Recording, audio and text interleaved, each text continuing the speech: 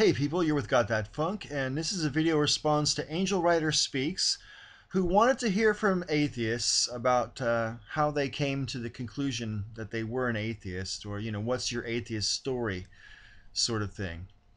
And I have mentioned this before in videos, but it's been such a long time, I'm not even sure which video talks about it. So rather than point you to an old video, I thought I'd just make you a new one, which will probably be a bit clearer because I'm more used to making videos now anyway, because I think it's probably one of my oldest videos. Anyway, uh, I grew up in a house that was not at all religious, in a family that was not at all religious on either side. We didn't even have a Bible in our house as a reference book. The only time God was ever mentioned in my household was when my parents were saying, "God damn it." Or if they wanted to say Jesus, they would be as an exclamation, like, "Jesus Christ, kid, can't you do anything right?" Or something like that. So basically, there wasn't any religion at all in my house. And even if there was, I don't really think it would have made much of an impression on me, because when I was a little boy, I was incredibly precocious, to put it mildly.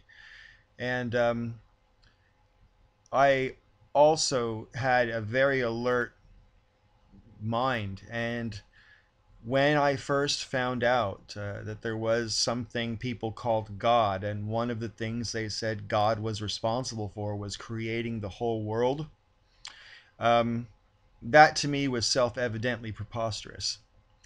And I would have been about 6 or 7, when I first heard about what God was supposed to actually be. The creator of everything, all by itself. To me, that sounded and continues to sound preposterous. So I used to ridicule my friends who said they believed in God as I got older, into my younger teen years and whatever. I stopped ridiculing by my mid-teens because I had some friends who were staunchly Christian, who were just like beyond nice people. I mean, they were just golden in every way, just, charming and lovely and polite and friendly and helpful and generous. Um, so they made a good impression on me, but I didn't necessarily think it was because they were Christian, but I gave them the benefit of the doubt because they said that's why they were like that. You tell me. Anyway,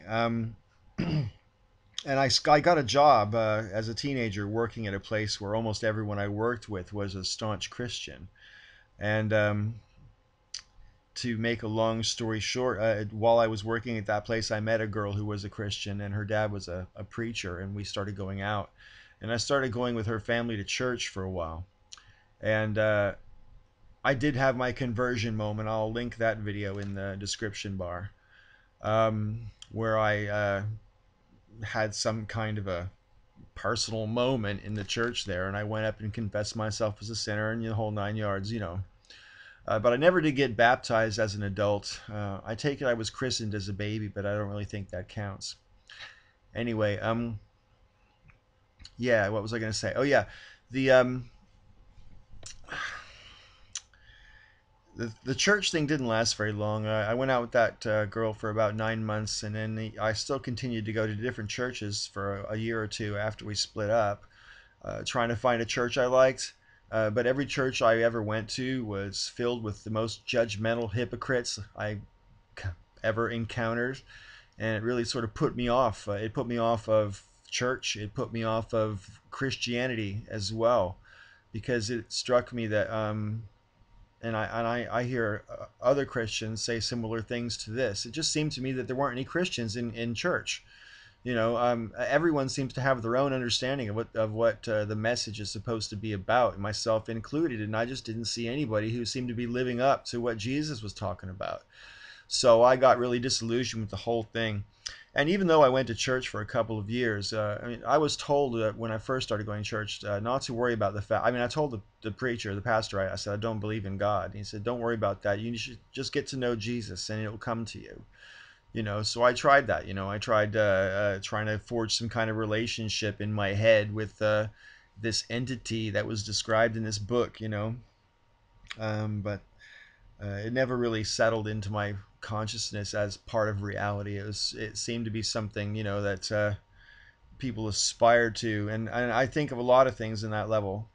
So I went on a spiritual quest and I started learning about all kinds of different things, occult things like astrology and other stuff, as well as a study of Eastern religions and whatever. And I guess for a long time I considered myself a Buddhist because I did get into meditation for a while, and I studied Hindu and Buddhist scripture quite extensively, and Hindu philosophy. And I think that has a lot to offer just in terms of thought, but it doesn't, I don't believe in Hinduism, and I don't believe a lot of the things that Buddhism teaches, like reincarnation and whatever.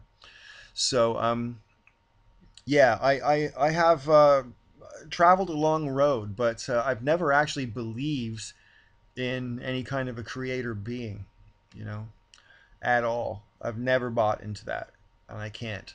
Um, it, it it's not because it's incomprehensible and beyond, and no, it's preposterous as far as I'm concerned. It's like, what's the biggest lie that you could possibly tell? That one being created everything from its imagination. That's about the biggest whopper that you could possibly fucking come up with, I think, and I think somehow it's stuck. Actually, I know how it's stuck. When you study sort of human evolution and history, and you find out how uh, spirituality and religious thought evolved. I mean, it makes perfect sense. If you start worshiping the sun and the earth, and it gives you all your life and everything, and from that, it just gets more and more complex as civilization evolves.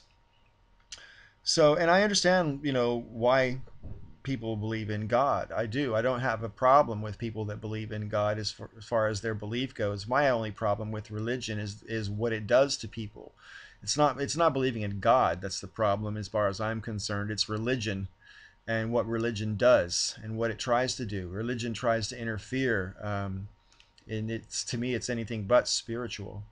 So I don't believe in any kind of creator being. I can't. I For a while there, I sort of considered myself a kind of pantheist, but minus the theist part, But I do have a sort of a feeling of sympathy or empathy with nature and stuff, and the universe as a whole. When I look into a starry sky, I allow myself to feel connected to it, even if it's only in my imagination. That's good enough for me.